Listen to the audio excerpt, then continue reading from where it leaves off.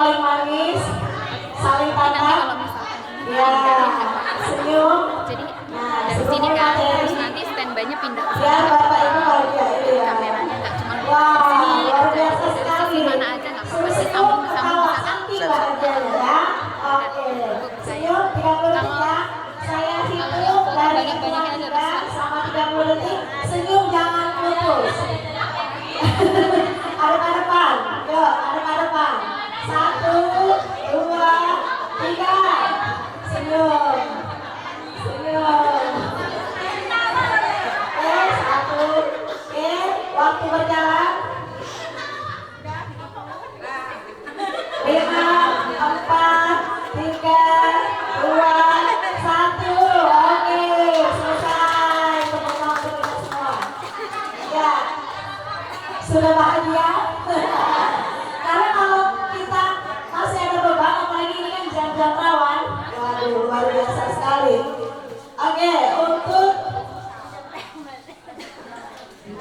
nah, sebelum ke materi, kita akan membuat kesepakatan terlebih dahulu untuk kegiatan hari ini. Jadi di sini kami, ya boleh dulu ya. Oh ya, mohon maaf, Bapak Ibu dipersilakan dulu kembali. Waduh, luar biasa nggak sini ya. Waduh. Yang belum diberita belum dulu ya. Oke, kesepakatan kelas untuk forum destinasi ini. Yang pertama kami menawarkan menghargai siapapun. Jadi siapapun yang berbicara, yang lain menghargai. Jadi tolong didengarkan. Sepakat? Atau perlu dirubah? Nggak apa-apa, kita rubah. Sepakat? Oke. Yang kedua, menjadi pendengar yang baik. Sepakat? Ada yang perlu ditambah? Mbak Suwarni?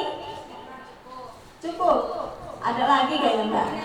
Boleh ditambah, nanti diketik sama Ibu Sri. Iya. Kira-kira apa nih yang perlu kita tambahkan?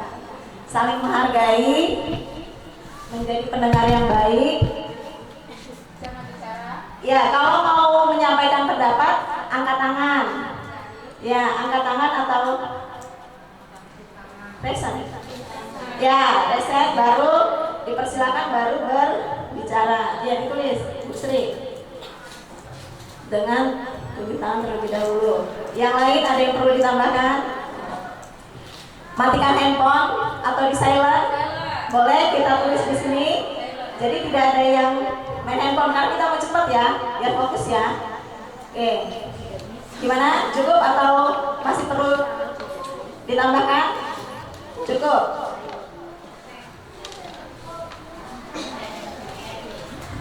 Silent. Oke. Cilin. Salah nggak sih tulisannya? Mana guru bahasa Inggris? Oke, baik. Gimana Bapak Ibu, cukup? Cukup ya. Oke, saya baca kembali untuk kesepakatan kita di forum destinasi ini. Yang pertama, menghargai siapapun. Menghargai siapapun atau saling menghargai. Yang kedua, menjadi pendengar yang baik. Kemudian yang ketiga, menyampaikan pendapat dengan tunjuk tangan terlebih dahulu. Nah, kemudian selanjutnya ada handphone di silent ya, atau mematikan handphone. Kalau misal mau ngerekam dikit foto-foto nggak apa-apa. Tapi jangan angkat telepon, halo. Jadi nanti mengganggu konsentrasi yang lain. Oke, baik. Cukup ya Bapak Ibu. Oke, selanjutnya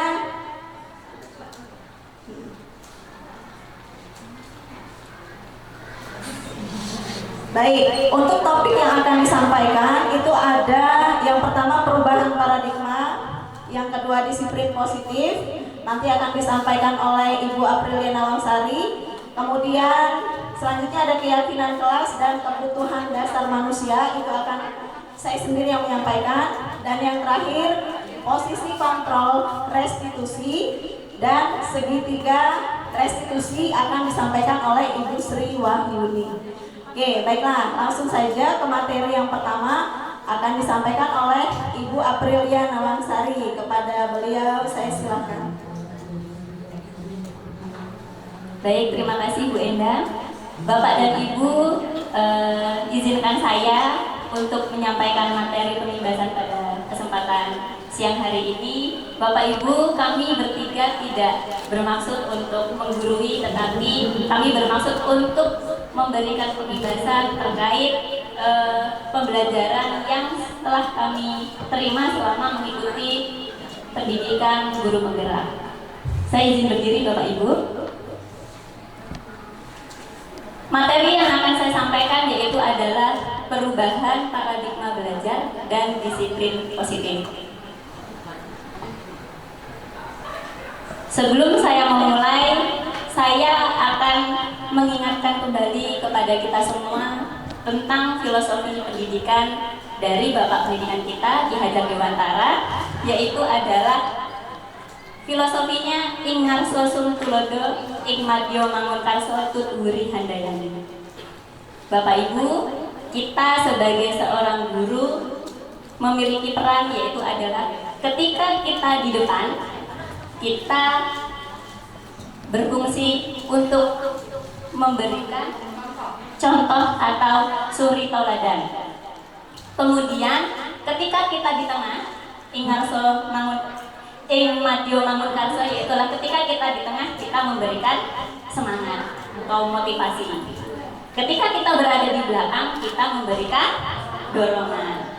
Sehingga filosofi itulah yang harus ada di dalam diri kita, sehingga tujuan untuk mewujudkan peserta didik kita menjadi manusia-manusia yang merdeka sesuai dengan nilai-nilai profil pelajar Pancasila.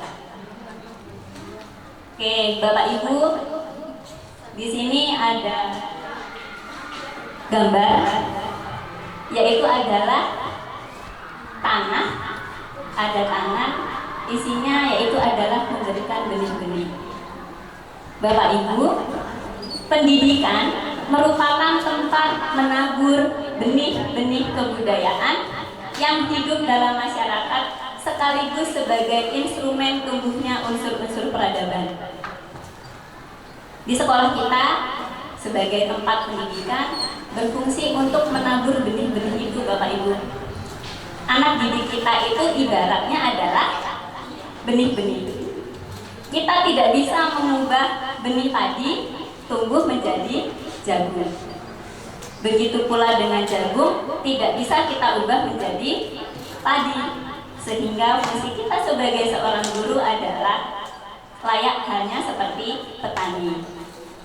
Lanjut Ibu. Oke. Guru tempat persemaian, di mana fungsinya guru yaitu adalah tempat untuk menabur benih-benih. Kita berfungsi sebagai penuntun tumbuhnya benih-benih itu. Harapannya ketika kita menjadi guru, tanahnya kurang gembur berarti kita olah. Tanamannya butuh pupuk, kita sebagai seorang petani memupuknya. Ketika perlu disiangi, kita menyiangi. Itulah fungsinya seorang guru, tujuannya yaitu adalah untuk menumbuhkan benih-benih yang kita harapkan menjadi bibit-bibit yang unggul, sehingga kelak bibit yang kita tanam itu bermanfaat untuk orang lain. Guru itu mendidik dan menuntun. Murid itu memiliki kodratnya masing-masing, Bapak Ibu, sesuai dengan kodrat alam, sesuai dengan kodrat zaman. Kita seorang guru berfungsi sebagai amor, yaitu adalah menuntun. Dulu kita percaya bahwa anak itu layakannya seperti kertas yang putih, dicoret, digores sesuai dengan kemauan orang tua, kemauan guru, kemauan lingkungan. Ternyata tidak. Kita ubah paradigma kita. Ternyata anak-anak itu punya kodratnya masing-masing. Kita sebagai seorang guru hanya fungsinya menuntun, sehingga tadi harapannya sesuai dengan nilai-nilai profil pelajar Pancasila. Bapak Ibu, guru fungsinya juga mengolah. Olah apa? Olah cita, olah rasa, olah karsa, dan olah raga. Olah cita itu adalah mengolah pikirannya Bapak Ibu. Kemudian olah rasa, perasaannya kita olah. Olah karsa yaitu kita mengolah kehendak, kemauan anak yang akhirnya akan timbul sebuah tindakan. Tindakan itulah, keseimbangan itulah yang nantinya kita harapkan menuju budi pekerti atau watak.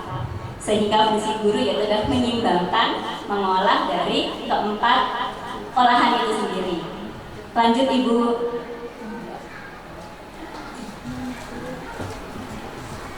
Perubahan paradigma. Bapak Ibu silahkan berdiri, bertemu dengan pasangannya yang tadi, Bapak Ibu.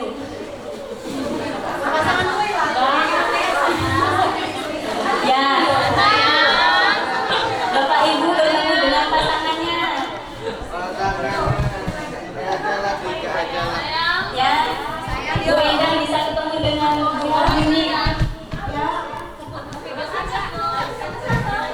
Nah, saya moderatornya saja. Oke. Sorry, pasangan dengan saya Pak. Oh. Oke, Bapak Ibu. Di sini silahkan siapa yang ingin berperan sebagai A dan siapa yang berperan sebagai B. Silahkan ditentukan dulu. Oke, sudah ketemu Ibu? Pasangannya Pak, sudah ketemu Pak? Oke. Kita akan bermain cobalah buka. Bapak Ibu yang tadi dirinya sudah berperan sebagai A, ya, ayah. Fungsinya yaitu adalah mengepalkan tangan. Ya, yang A mengepalkan tangan. Bapak Ibu pikirkan bahwa yang ada di kepala Bapak Ibu itu adalah hal yang paling berharga. Boleh satu, boleh dua, boleh. Ya, ibu-ibu, bapak-bapak, ibu-ibu berharap berpikir bahwa apa yang ada di tangan ini adalah yang sangat penting. Dan ibu-ibu dan bapak yang B, fungsinya yaitu adalah mencoba untuk bagaimana caranya membuka kepala dari teman A. Ya. Teman B mencoba dengan segala cara membujuk, menggelitik, mengintimidasi, mengiming-imingi. Diiming-imingi boleh. Oke, silakan dilakukan. Bagaimana caranya, Bapak Ibu?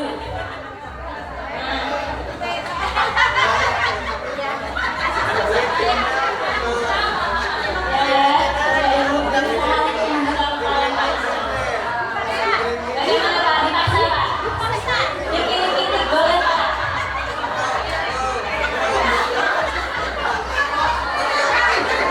Bagaimana? Diintimidasi juga boleh Bapak Ibu? Oke. Bagaimana? Ada yang salah buka? Oke. Sudah selesai Bapak Ibu. Ada kita boleh. Oke. Pertanyaannya adalah, apakah A atau B membuka kepalan tangan Anda? Mengapa? Apa alasan Anda atau B membuka kepalan tangan Anda? Apa kira-kira Bapak? Karena barang berharga. Oke. Yang kedua, apakah A atau B menutup kepalan tangan? Ya. Mengapa? Apa alasan Anda tetap menutup kepalan tangan Anda? Karena merasa berharga. Oke. Dalam kegiatan ini Bapak Ibu, sesungguhnya siapa yang memegang kendali atau kontrol untuk membuka atau menutup kepalan tangan? Siapa Bapak Ibu yang memiliki kendali? Diri kita sendiri. Oke, lanjut Ibu.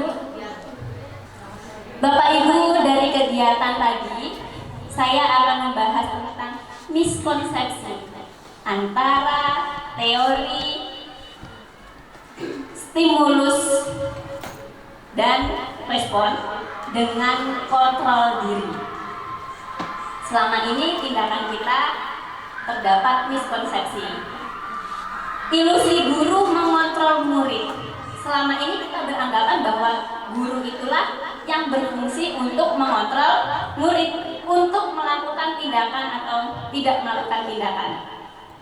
Ternyata pada dasarnya kita tidak bisa memaksa murid untuk berbuat sesuatu jikalau murid tersebut memilih untuk tidak melakukannya.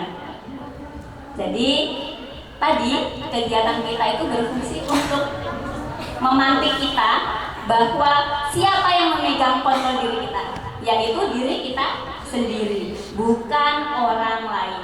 Begitupun juga pada murid, yang memiliki kontrol itu adalah murid itu sendiri, bukan kita sebagai seorang guru.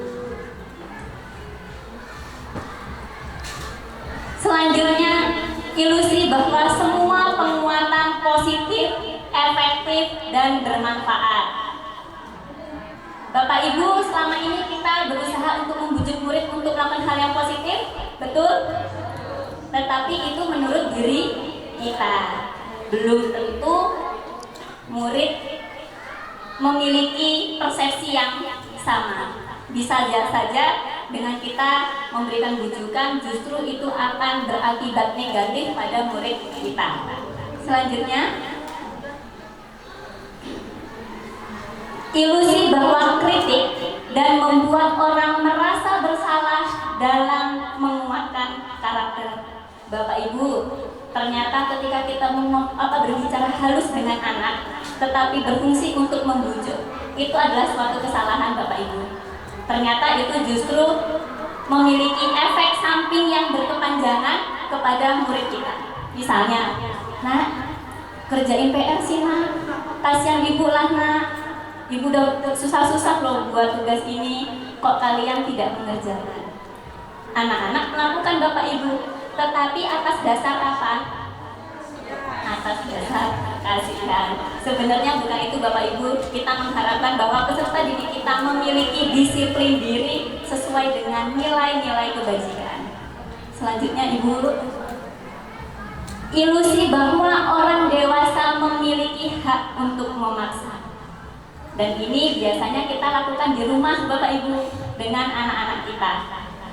Ya, banyak orang dewasa yang percaya bahwa mereka memiliki tanggung jawab untuk membuat murid-murid berbuat hal-hal tertentu. Apapun yang dilakukan dapat diterima selama ada sebuah kemajuan berdasarkan sebuah pengukuran kinerja. Kita melakukan karena ingin target kinerja tercapai. Pada saat itu pula, orang dewasa akan menyadari bahwa perilaku memaksa tidak akan efektif untuk jangka waktu yang panjang dan sebuah hubungan permusuhan akan terjadi. Jadi kalau kita beranggapan memaksa anak-anak untuk melakukan yang menurut kita itu baik, belum tentu menurut anak kita, yang ujung-ujungnya akan menjadi permusuhan antara orang tua dan anak itu sendiri. Oke, boleh lanjut saja Bu. Ini ada tabel tentang stimulus respon dan teori kontrol. Realitas, kebutuhan kita sama. Teorinya menyatakan bahwa ternyata kebutuhan kita berbeda. Semua orang melihat hal yang sama. Teori kontrolnya, setiap orang memiliki gambaran tentang dunianya sendiri, intinya gambarannya itu adalah berbeda-beda. Kita mikir ini kita sama nih tujuannya, ternyata berbeda. Kita mencoba mengubah orang agar berpandangan sama dengan kita. Nyatanya tidak begitu ya Bapak Ibu. Setiap orang memiliki pandangannya, persepsinya masing-masing. Perilaku buruk dilihat sebagai suatu kesalahan. Ternyata semua perilaku itu memiliki tujuan. Oke, boleh lanjut Ibu. Disiplin positif. Oke. Kira-kira disiplin itu apa Bapak Ibu? Tata tertib, aturan, kepatuhan. Nah, ternyata disiplin itu bukan kepatuhan. Dia tidak bisa mendisiplinkan diri kita sendiri.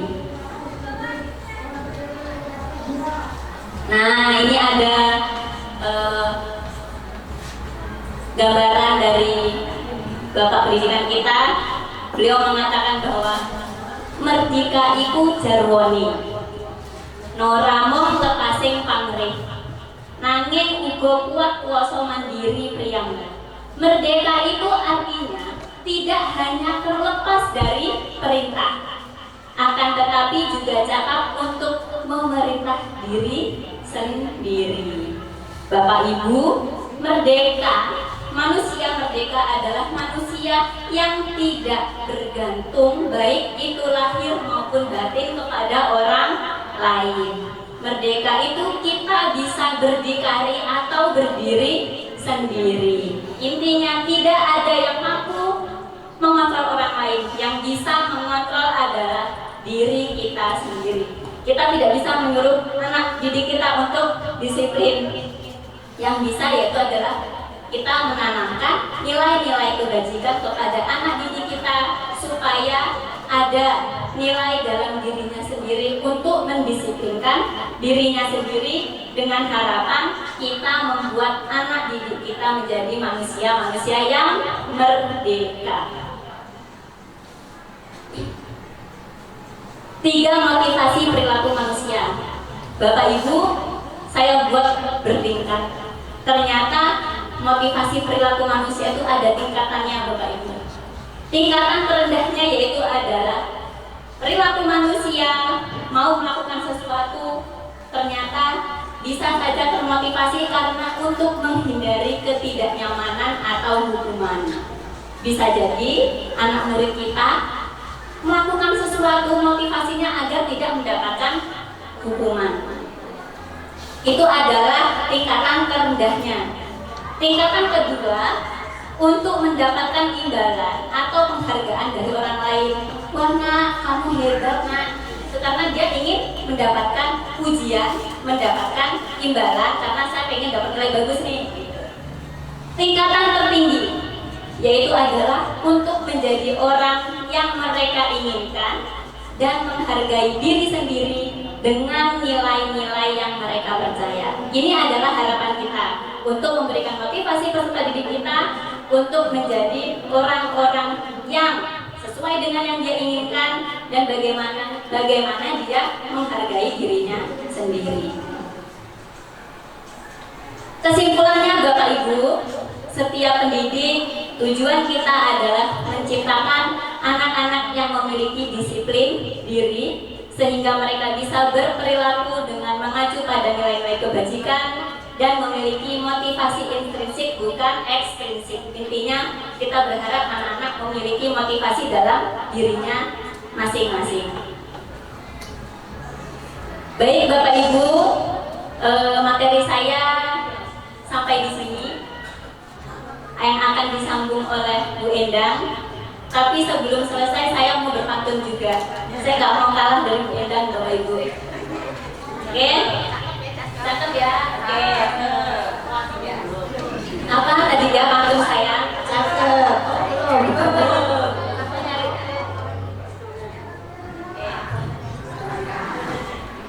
Pohon perdu dibabat sama Pak Eri. Cakep. Tumbuh menjalar, panjang dan juga lebat. Cakep. Bapak Ibu guru yang hebat. Cakep. Semoga kita bisa menjadi pembelajar sepanjang hayat. Cakep. Terima kasih Bapak Ibu. Waktu saya kembalikan ke Bu Endang. Baik, terima kasih Bu Nawang. Menarik sekali materi yang disampaikan oleh Ibu Nawang, yaitu tentang perubahan paradigma. Jadi Bapak Ibu sedikit bercerita pada saat kami mendapatkan materi. Jadi kami ini baru sampai di modul 1.4 ya. Modul 1 itu ada 4, 1.1, 1.2, 1.3 dan 1.4. Di setiap perjalanan modul itu jangka waktunya 2 minggu.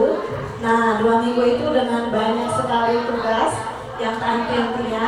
Jadi kami mengerjakan itu lumayan sering bergadang. Jadi sudah apa ya, yang biasanya nggak pernah tidur malam itu lewat dari tengah malam itu baru tidur. Dan selalu dikejar-kejar dudet. Dudet itu bukan duda, dudet. Jadi jatuh tempo ya, maksudnya jangka waktu untuk tugas. Nah, pada saat kami kami memulai dari modul ke modul itu seperti orang tidur kemudian dibangunin yang ngagetin gitu kan. Kayak kita kaget bangun tidur tiba-tiba oh rupanya seperti itu. Jadi selama kita mengajar sudah belasan tahun atau bahkan ada yang puluhan tahun, itu ternyata paradigma kita masih paradigma yang lama. Jadi ada juga guru yang beranggapan bahwa wah kurikulum merdeka, mereka belajar, berarti anaknya merdeka nggak belajar. Nah itu tidak seperti itu Bapak Ibu ternyata. Jadi filosofi Ki Hajar Dewantara yang kami pelajari itu adalah guru sebagai penuntun. Guru itu menuntun bukan menuntut. Jadi itu tertampar sekali terutama diri saya karena sebagai seorang guru sebelumnya itu kan punya ego ya Bapak Ibu. Saya guru, kalian harus nurut dengan anak-anak, murid harus nurut dengan ibu guru atau bapak gurunya. Tapi selama ini salah. Jadi murid-murid itu mereka sudah punya kodratnya sendiri-sendiri Bapak Ibu, dan murid tidak bisa kita samakan. Jadi dari latar belakang keluarga juga sudah berbeda ya. Ya, jadi punya kodratnya sendiri-sendiri. Jadi kita dituntut untuk bisa mengenal karakteristik murid kita. Nah, terus kita bisa membuat model pembelajaran atau media pembelajaran yang menarik sehingga bisa diterima oleh semua murid kita. Oke, baik Bapak Ibu, untuk selanjutnya,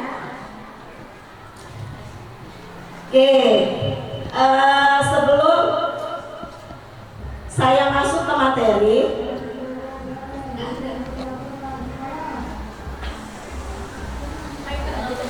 sebelum kita masuk ke materi, saya akan berikan ice breaking terlebih dahulu. Agak ngantuk-ngantuk lagi ya. Tadi udah ketawa-tawa loh. Nah, sekarang berdiri. Saya minta berapa orang untuk ke depan. Jika berkenan Ibu puji ya Ibu, boleh ke depan. Gak apa-apa Ibu. Ayo Pak Herni. Oke, gak apa-apa. Ayo, gak dilihat sendalnya. Oke. Kak Ros boleh? Kak Ros. Kita ice breaking dulu ya. Kita lihat di depan nanti ada gerakan, kemudian ada musik. Kita ikutin musik itu, sedikit penyegaran. Jadi Bapak Ibu silakan berdiri dulu. Semuanya berdiri. Ibu Rinda, Ibu Ika, silakan berdiri dulu.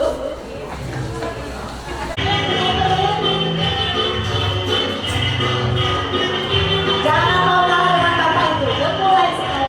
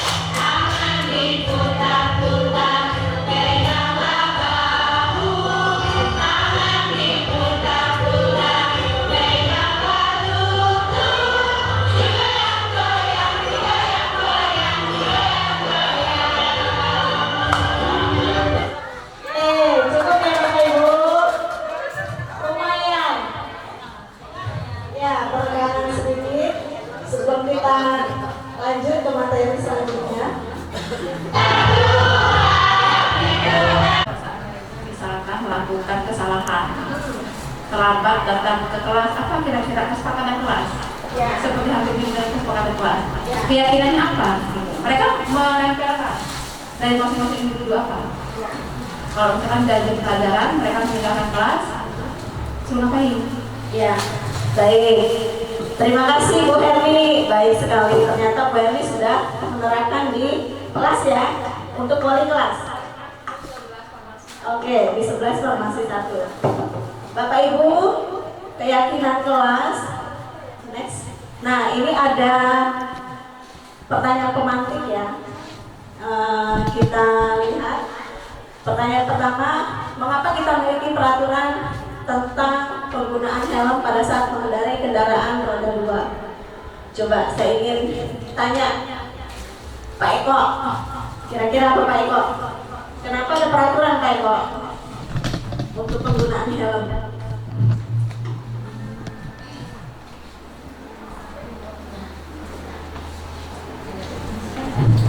Cuci tangan di setiap saat itu, terutama di waktu pandemi.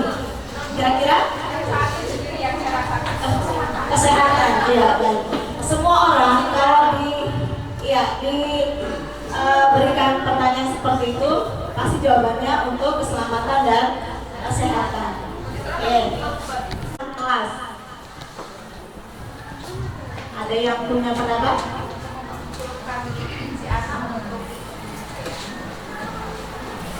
Ya tadi, kalau kita sebut untuk merdeka tadi, si anak bukan hendak guru, bukan hendak guru, tapi Ya. hendak anak. Iya, betul sekali Bu Eni. Biasanya kalau peraturan itu dibuat sebelah pihak ya. Iya? Iya, peraturan dibuat untuk dilanggar. Jadi karena sebelah pihak tadi itu tidak ada kesepakatan di situ. Makanya sekarang itu yang dibutuhkan adalah keyakinan kelas atau kesepakatan kelas. Kenapa ada keyakinan, ada kesepakatan? Beda nggak? Keyakinan kelas yang dibuat bersama-sama dan disepakati oleh seluruh warga di kelas itu. Jadi ditandatangani, bila perlu semua tanda tangan di bawah keyakinan kelas. Kemudian kita tempel di kelas itu kalau misalkan kita posisinya sebagai wali kelas. Bisa nggak digunakan untuk guru mata pelajaran? Bisa dong. Bisa nggak kita buat di sekolah? Ya, iya. Bisa nggak kita terapkan di sekolah? Di sekolah berarti ada keyakinan atau kesepakatan kelas. Bisa sekolah, misalkan antara guru, ya, kemudian kalau di kelas yang pasti dengan siswa, kan? Guru mapel itu bisa membuat kesepakatan kelas untuk mata pelajaran itu sendiri. Jadi kalau guru mapel nggak ditempel ya, kalau di kelas kan kelasnya tetap. Nah, guru mapel tidak ditempel, tapi di setiap pertemuan kita bisa mengingatkan siswa kita untuk kesepakatan kelas atau keyakinan kelas yang sudah dibuat bersama-sama. Oke, next. Nah, di sini ada pembentukan keyakinan kelas. Keyakinan kelas itu bersifat abstrak dari peraturan yang lebih rinci dan konkret. Keyakinan kelas berupa pertanyaan-pertanyaan universal. Pertanyaan keyakinan kelas, pernyataan keyakinan kelas senantiasa dibuat dalam bentuk positif. Jadi tidak dibuat dalam kalimat negatif. Contoh kalimat negatif dengan positif. Misal, dilarang berlari-lari. Nah, kita bisa buat dengan kalimat positif berjalan di kelas. Jadi asumsinya tidak boleh lari ya. Kalau di dalam kelas itu berjalan. Jadi tidak boleh berlari. Kalau di SMK saya rasa nggak ada ya siswa kejar-kejaran gitu ya di kelas. Tidak ada ya, itu berlaku untuk di tingkat SD atau SMP. Contoh lagi, misalkan dilarang main HP di kelas, misalkan. Nah, kita bisa buat, itu masih kalimat negatif ya Bapak Ibu? Ya, bisa kita buat dengan kalimat positif. Contohnya gimana? Iya, mematikan HP di saat belajar. Oke. HP silent. Ya, seperti kita tadi ya. HP silent. Oke. Lanjut, keyakinan kelas dibuat jangan terlalu banyak, jadi bisa diingat oleh siswa. Kalau banyak nanti siswanya lupa ya. Kemudian keyakinan kelas sebaiknya sesuatu yang dapat diterapkan di lingkungan tersebut. Semua warga kelas hendaknya ikut berkontribusi dalam pembuatan keyakinan kelas lewat kegiatan curang pendapat. Jadi kita kasih kesempatan kepada semua siswa untuk membuat satu keyakinan yang dianggap siswa tersebut adalah merupakan nilai-nilai kebajikan. Bapak Ibu pernah dengar ya nilai kebajikan?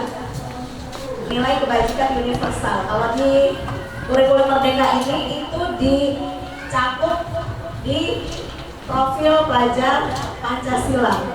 Ada 6 dimensi ya Bu Erni, kalau tidak salah. Bertakwa kepada Tuhan Yang Maha Esa dan berakhlak mulia, ada mandiri, ada kreatif, bergotong royong, dan lain-lain. Iya, berwawasan global. Berwawasan global. Nah, itu bingkai profil Pancasila.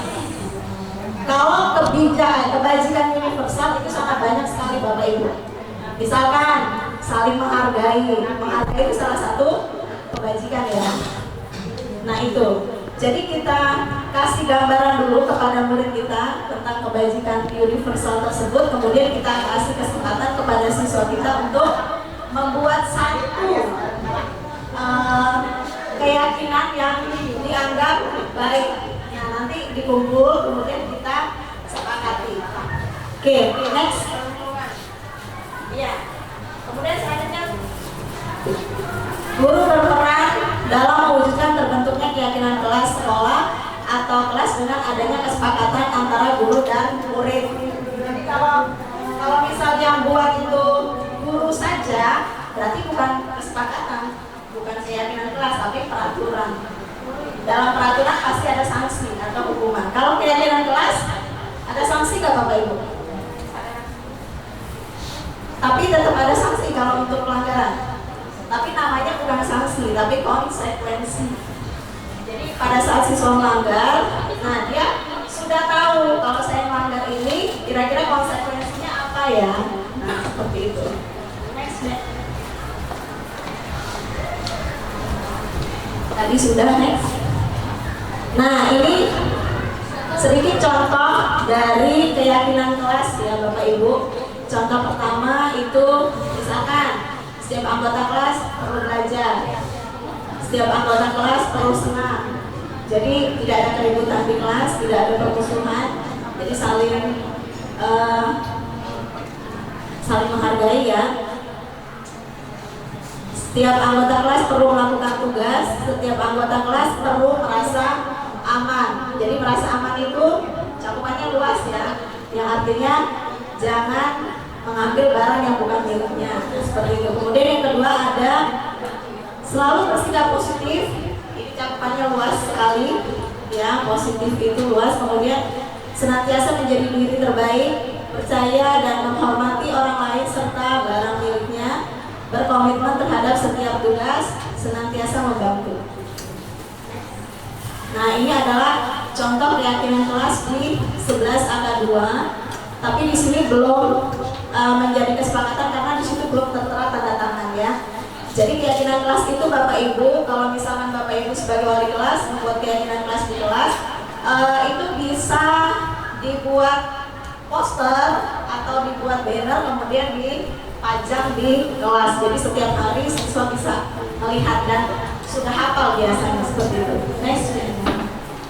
Nah itu untuk keyakinan kelas. Oke Bapak Ibu, untuk materi keyakinan kelas kira-kira ada yang mau ditanyakan atau tidak?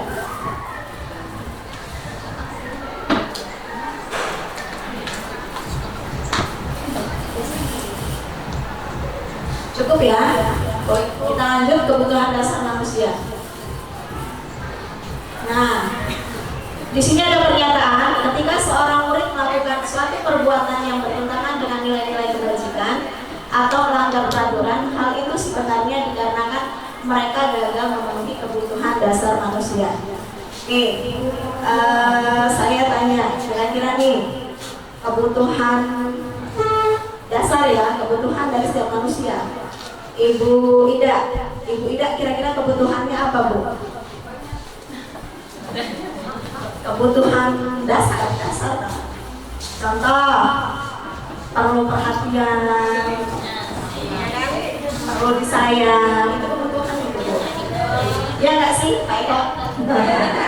Pak Eko, Jujur ya? ya, Enggak? jujur. Kalau jujur saya kebutuhannya duit. Enggak yang lain, duit lah. Iya. Ya. Tapi butuhnya tetap duit kan? Ibu rumah tangga ya, Bu ya. Oke, ada yang lain nggak? Kebutuhan yang punya kebutuhan lain? Kebutuhan dasar manusia. Ya. Terus? Assalamualaikum warahmatullahi wabarakatuh. Waalaikumsalam warahmatullahi wabarakatuh. Ya, kalau menurut saya kebutuhan manusia itu terbagi menjadi 3, kebutuhan primer, kebutuhan sekunder, dan kebutuhan tersier. Kebutuhan primer itu kebutuhan yang harus dan tidak bisa wajib terpenuhi seperti makan, pangan, sandang, dan papan. Kebutuhan sekunder itu boleh terpenuhi apabila kebutuhan primer sudah terpenuhi dulu, seperti kebutuhan akan barang mewah, dia sudah punya dulu rumah, baru berpikir beli mobil gitu contohnya. Dia sudah punya dulu pakaian, makanannya sudah terpenuhi, baru dia terpikir mau punya rumah 2 atau kebutuhan sekunder yang pelengkap dari primer. Kebutuhan tingkat yang 3 yaitu kebutuhan tersier, yaitu kebutuhan akan barang mewah. Misalnya dia butuh setelah perhiasan, punya mobil 1 pengen punya 2. Nah itu tingkatan-tingkatan kebutuhan menurut saya. Sudah punya versi yang lebih lagi, ya. Iya. Tapi kalau sudah punya suami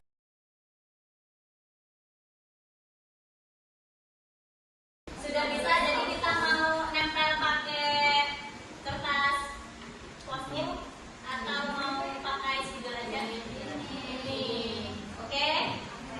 Oke. Jadi silakan teman-teman yang di sebelah saya kiri membuat kalimat perintah untuk kelas kita, kalimat perintah atau larangan di kelas kita.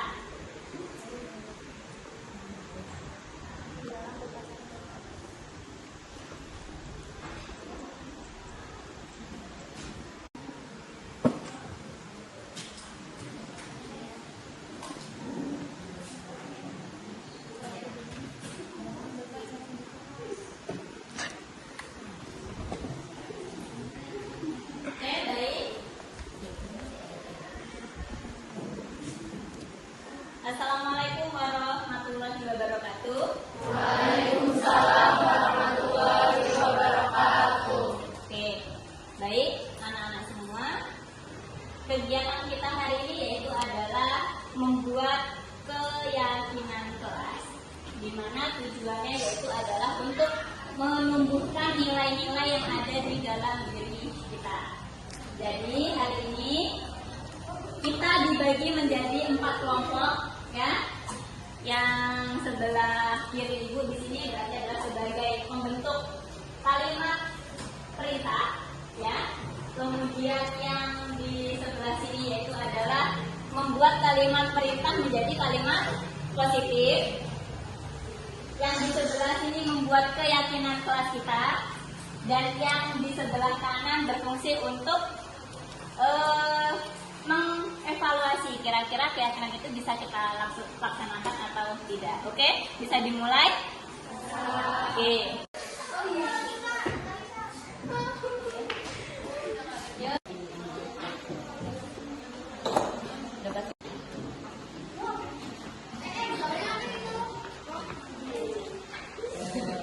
Terus lagi. Terus.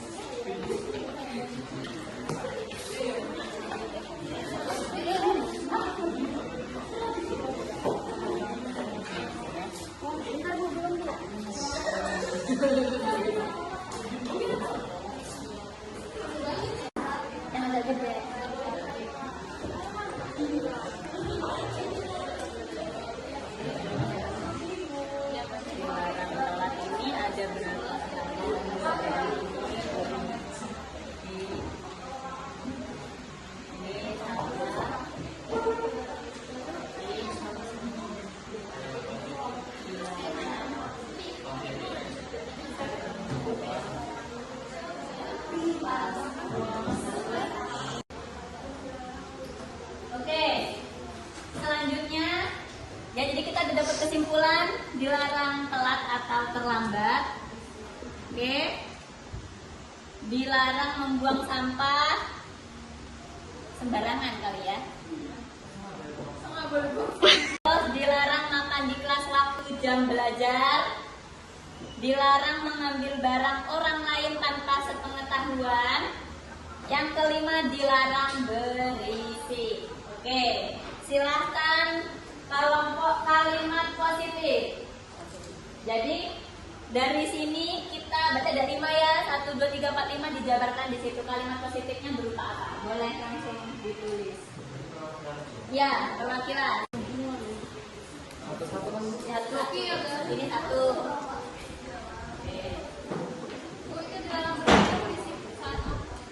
Saat belajar.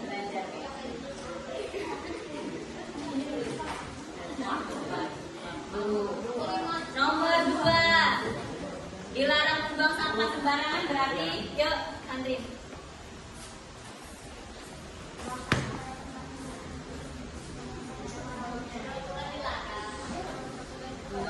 Oke, nomor 3, dilarang makan di kelas waktu jam belajar, berarti kalimat positifnya makanlah.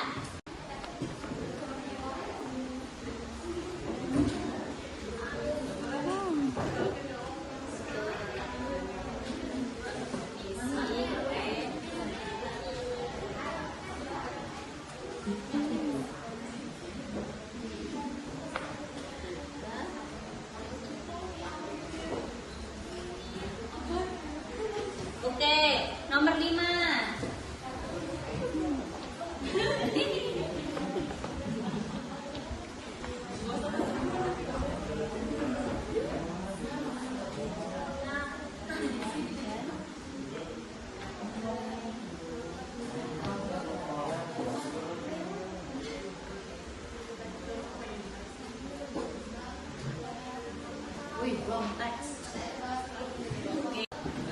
Nomor 4, dilarang mengambil barang orang lain tanpa sepengetahuan. Kalimat positifnya apa? Tidak ada larangan tidak.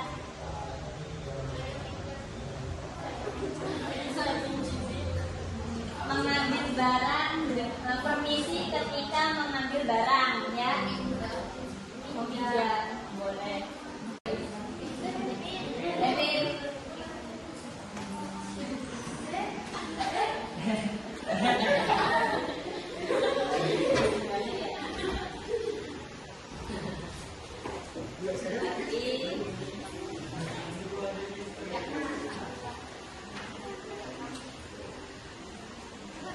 Oke, silahkan tim observer menanggapi kelompok keyakinan kelas. Boleh maju ke depan, kira-kira datang tepat waktu berarti keyakinan kelasnya itu adalah disiplin. Oke. Nomor 2, buanglah sampah pada tempatnya. Silakan tulis. Yuk.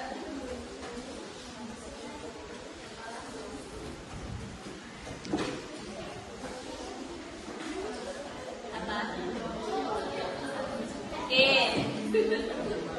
Makanlah waktu jam istirahat.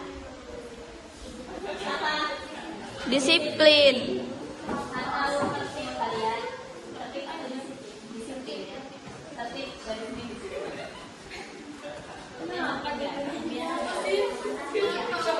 Nomor 4, permisi ketika ingin meminjam, berarti lebih kemana? Sopan santun. Sopan santun. Oke.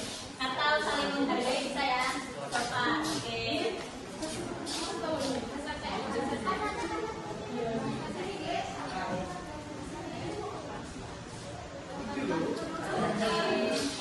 Nomor 5. Apa nomor 5? Diam. Ini kan disiplin 2 nih, berarti hasil kita disiplin.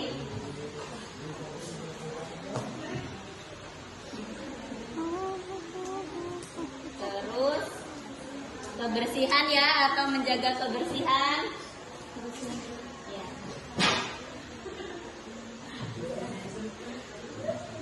bintang 3 berarti ini bisa masuk tertibnya ya, karena disiplinnya ada. Kemudian yang keempat, sopan santun.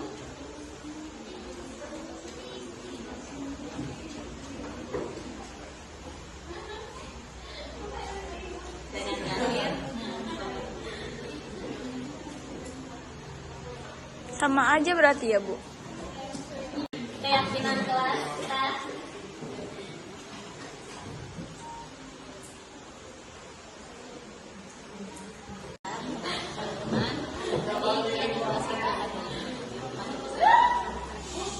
Oke, baik teman-teman. Jadi ini adalah hasil observasi dari keyakinan kelas 12 Farmasi 2. Yang pertama yaitu ada disiplin, yang kedua kebersihan, yang ketiga tata tertib, yang keempat sopan santun, dan yang terakhir menghormati. Oke, bagaimana ini kesepakatan kelas kita? Ya, setuju ya.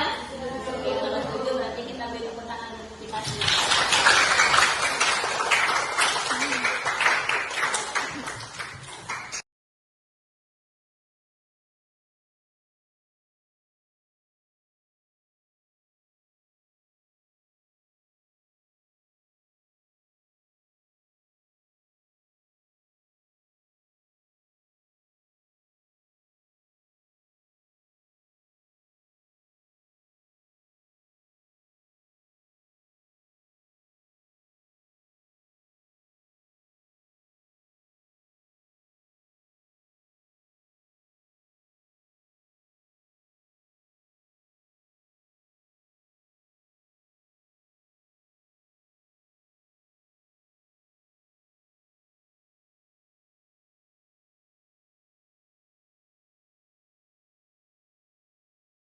Yang pertama yaitu adalah tadi tentang kesehatan.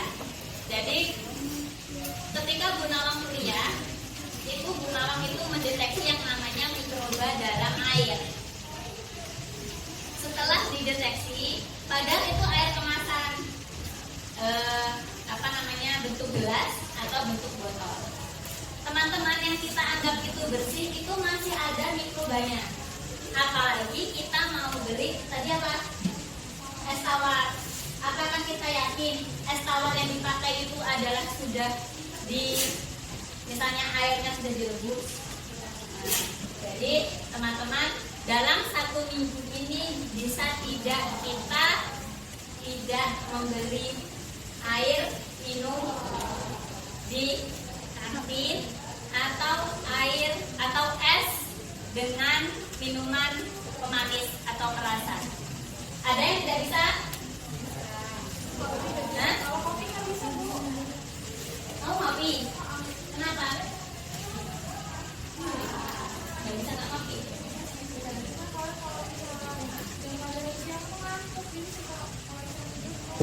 Oke, ini ada teman yang harus ngopi. Tapi ibu minta coba 1 minggu ini kita terapkan itu dulu. Bisa ya? Bisa. Kafein coba dicek lagi apakah kafein itu berbahaya tidak untuk tubuh kita. Ya, karena kafein dalam kategori penenang juga. Jadi nanti akhirnya apa? Kita menjadi kafein itu bisa mengakibatkan kita kecanduan. Nah, ini salah satu efek karena kita sudah kecanduan. Yang kedua, ya sudah membawa tadi tumbler, berarti kita siapkan uang kas kita untuk beli air minum. Ya, tinggal beli di UP. Jadi di UP sepatu sudah menyiapkan, teman-teman tinggal bawa ke sini. Ya. Yang kedua, membawa makanan sehat dari rumah atau bekal. Nah, tujuan Bu Nawang selain teman-teman membawa makanan sehat untuk dirinya sendiri, ada yang lebih penting sebenarnya dengan membuat bekal dari rumah. Teman-teman di sini ada tidak yang membantu orang tuanya membuat bekal di rumah? Tunjuk tangan kalau ada yang membantu ibunya memasak. Ada, tunjuk tangan yang tinggi. Ayo nggak usah malu-malu. Siapa? Oke, 1, 2, 3, 4, 5, Desi bohong itu. 6, 7, 8, 9. Dan di sini ada berapa wanita? Ada berapa? Perempuan dalam kelas 29. Karena nggak ada 1 berarti 28. Yang nunjuk tangan tadi hanya berapa? 9. Berarti ada sekitar 20 orang perempuan ini tidak pernah membantu. Ya, pas pagi membuat bekal. Oke. Jadi seminggu ini teman-teman berusaha untuk bangun pagi, membantu mama, bunda, ibu, emaknya untuk membuat bekal sekolah. Nanti ibu minta mamahnya atau papahnya buat foto kirim ke ibu.